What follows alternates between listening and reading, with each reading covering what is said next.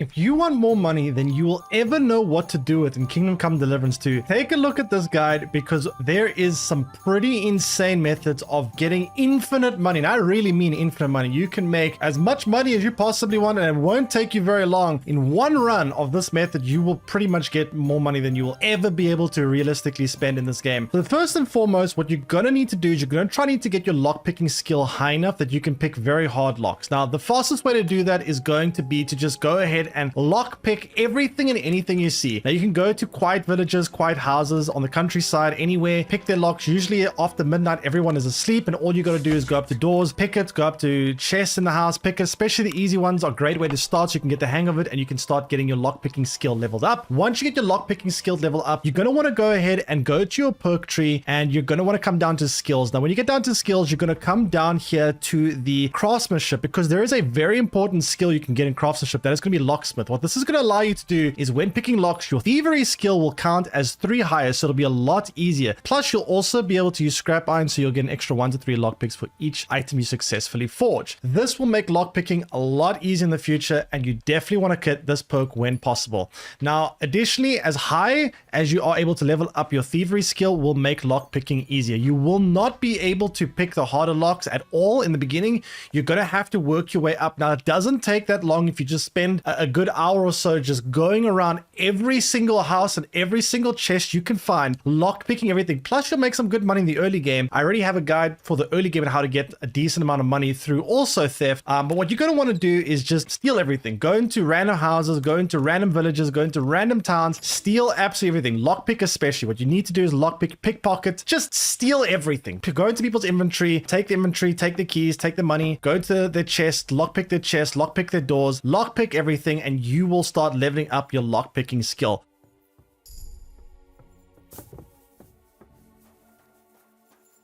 Once you're able to get through very hard locks, which in the beginning is pretty much impossible, once you get your lockpicking skill leveled up, you will be able to do that fairly easy. I think once you get to like thievery level like 17, 18, you should be able to start doing that without too much difficulty. You're going to want to come down when you unlock this part of the map. You want to come to this town called Kutenberg. Now, the reason why you want to come to Kutenberg specifically is there is going to be a lot of blacksmiths and armor smiths in very close proximity to each other. And the amount of things that they sell is insane. When I first got here, I was like, what on earth? These people are selling armor pieces for 6,000 Grushen, and that is completely insane. I never even had that much money to begin with. I was like, how am I going to ever afford this? If I want to buy a full set of armor, it's going to cost me like 20,000 plus, and that is going to be where the beauty of this comes in. So the nice thing is when it comes to nighttime, now you're going to want to, I think, come down to this inn over here, come down to the Emperor Charles Tavern, and you can buy yourself a room, buy a permanent room. It will cost something like 150, and you can buy a permanent room there, which means you can sleep whenever you want here, and this will be a permanent residence. And this is just nice because it's quite close by and you have a chest. And the nice thing about chests in this game is chests are universal. You put items in one chest, they are going to be in any chest in the game. So it's like kind of like a way of teleporting your inventory, because it's quite hard to teleport inventory in this game. When you're over encumbered, you can't ride a horse, you can't fast travel. So this is going to be the way you're going to do it. Anyway, what you're going to want to do is after you go ahead and buy this permanent residence, you're going to want to go in the middle of night and you're going to want to come down to these armor smiths. Now, you can sometimes catch one of the shopkeepers. They sometimes enter their premise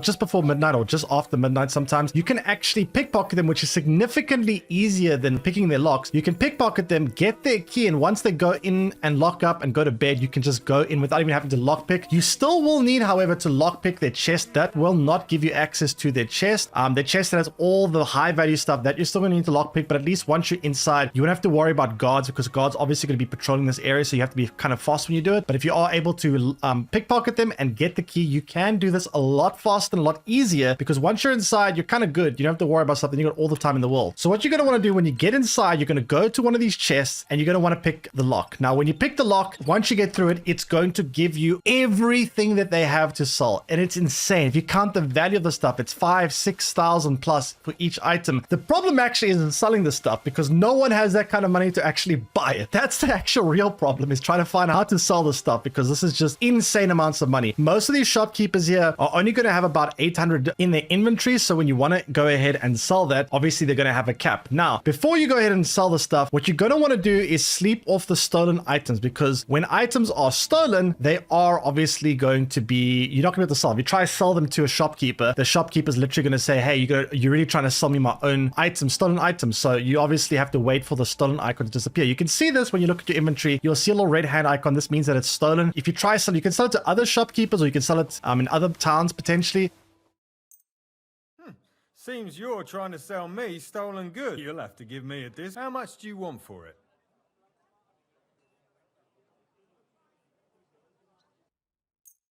Hey, du verkaufst mir ganz schön zwielichtiges Zeug. I won't pay you full price for stolen. Let's agree on a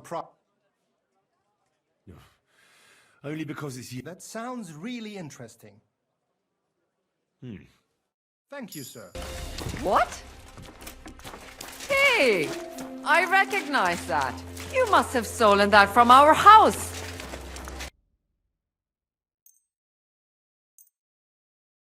Was machst du da, du Schurke? You think I do not recognize my own things? You stole from me? You Thief! Look out!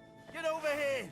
Or call the guards! Because the items are so valuable, it honestly doesn't even matter if you sell it to another shopkeeper in a different town as a stolen item, because you're pretty much going to cap out their entire money supply within seconds. So it honestly doesn't even matter. You could just sell it stolen. But if you do want to go ahead and not sell it stolen, what you can do is just sleep it off, go to your room, sleep there a couple of days, and eventually the stolen icon will naturally just decay and go away. Now, when you sell these items, you're obviously going to get so much money that you're not going to know what to do with it. You can go around and sell it to a couple of, there's going to be quite a few. There's going to be a weaponsmith, an armor smith, another armor smith. They're all going to have about 800 on them, so you can go ahead and with a single run you can make almost 3,000 in one go, which is very, very valuable. That being said though, what you can also do is you can kind of trade items. So if you really want something in the inventory, I don't know what you would want because you've stolen everything they have, but if you want, you can to kind of bypass their money restriction, you can sell items and you can buy items as an exchange almost, instead of, if you really want to get something. I don't know why you'd want to do this, because you pretty much taken everything of theirs anyway, so you don't really need to do this. But if you do want to go ahead and maybe there's an item that has better stats or whatever, you can go ahead and do this. Now, not only is this going to give you an absolutely insane amount of money, which will set you for the rest of the game. Honestly, one run of doing this will quite literally give you enough money for the rest of the game. You will never run out of money ever again. And you can just use these items every time you come back home. You can pretty much take, I don't know, a piece of chest armor, a head armor, another chest armor, go to each of the shops, clear them all out. So every time you run around the square, maybe you go do some quests, you come back here, you go, oh, you know what, let me just quickly sell some items. And you can do this pretty much every time you return to this town. Just sell some random stuff to these shopkeepers, and you're going to make 2,000-3,000 every single time you do that. So